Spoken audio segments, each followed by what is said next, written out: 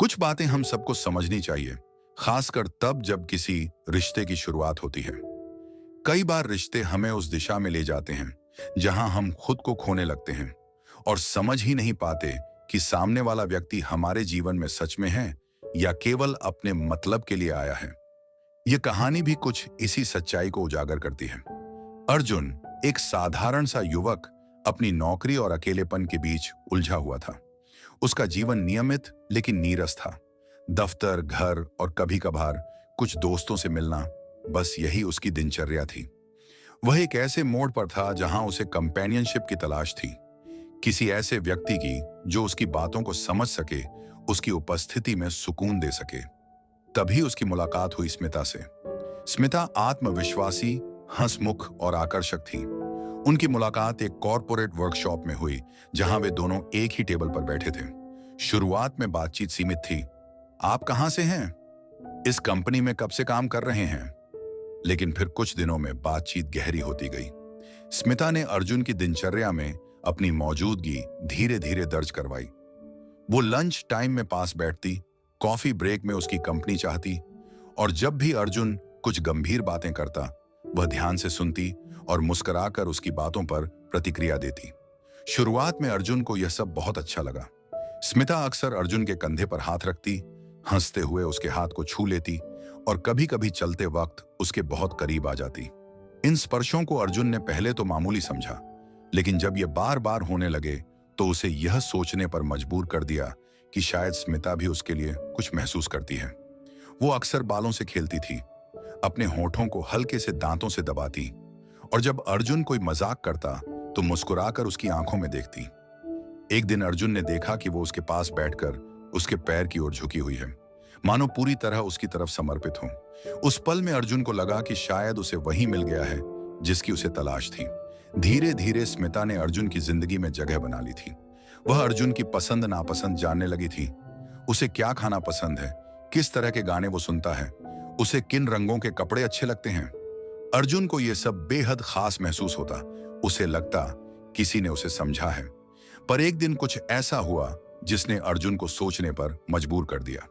एक दफ्तर की पार्टी में उसने देखा कि स्मिता वही हरकतें किसी और सहकर्मी के साथ भी कर रही थी।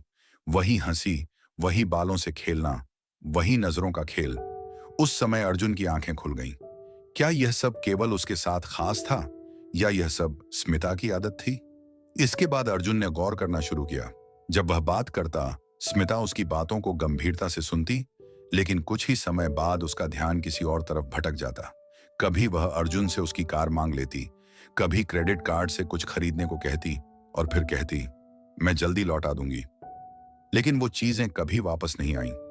एक दिन स्मिता ने अर्जुन से कहा, तुम्हारी बातें मुझे बहुत सुकून देती हैं, तुम्हारी सोच वाकई अलग है। ये सुनकर अर्जुन फिर से भ्रमित हो गया। लेकिन कुछ ही देर बाद जब उसने देखा कि स्मिता वही शब्द किसी और के लिए भी दोहरा रही थी, तो अर्जुन का भ्रम टूट गया। सच ये था कि स्मिता हमेशा वहां मौजूद होती थी जहां अर्जुन होता था, चाहे ऑफिस की कैंटीन हो, जिम हो या फिर वीकेंड के आसपास कोई इवेंट। उसने यह सोचकर इन इत्तेफाकों को नजरअंदाज किया था, लेकिन अब उसे यकीन हो चला था कि यह सब जानबूझकर किया गया था। कई बार स्मिता अर्जुन से मदद मांगती, कभी किसी रिपोर्ट को समझने में, कभी किसी ईमेल को ड्राफ्ट करने में, लेकिन जब अर्जुन को कुछ चाहिए होता तो वह बहाना बना देती। एक तरफा व्यवहार अब स्पष्ट हो चुका था। एक दिन जब अर्जुन ने उससे कुछ गंभीर बात करनी चाही तो स्मिता ने उसका मजाक बना दिया, तुम बहुत सोचते हो यार, रिलैक्स किया करो। उस दिन अर्जुन को एहसास हुआ कि जिस जुड़ाव को वह प्यार समझ रहा था, वह केवल एक तरफा आकर्षण था, या यूं कहें एक भ्रम था जिसे किसी ने अपने फायदे के लिए गढ़ा था। अर्जुन ने खुद से पूछा, क्या यह सब असली था? क्या वो स्पर्श, वो आंखें, वो तारीफें सब झूठा था? जवाब धीरे धीरे सामने आया। हाँ, वो सब किसी मकसद के लिए था। स्मिता जानती थी कि अर्जुन भावनात्मक रूप से अकेला है और उसने उसी कमी का फायदा उठाया। अब अर्जुन ने खुद को बदलना शुरू किया। उसने अपनी सीमाएं तय की, अपने आत्मसम्मान को प्राथमिकता दी और सीखा कि सच्चे रिश्ते केवल शब्दों से नहीं बल्कि नियत और निरंतर व्यवहार से बनते हैं। वह समझ गया कि किसी की उपस्थिति तभी मूल्यवान है जब वह बिना स्वार्थ के हो। यह कहानी सिर्फ अर्जुन की नहीं बल्कि उन सब की है जो किसी के आकर्षण और शब्दों के जाल में फंस जाते हैं। किसी की नजरों, स्पर्शों या तारीफों से प्रभावित होने से पहले यह जरूरी है कि हम उसके इरादों को समझें। शरीर की भाषा, बार बार दोहराए जाने वाले पैटर्न और केवल अपने फायदे के समय पर याद किया जाना, ये सब संकेत होते हैं जो बहुत कुछ कह जाते हैं। अगर आप भी कभी ऐसे संकेतों को महसूस करें तो खुद पर विश्वास रखें और किसी भी रिश्ते में तब तक ना उतरें जब तक आप यह ना जान लें कि सामने वाला व्यक्ति वाकई आपके लिए है या बस आपको एक जरिया समझ रहा है।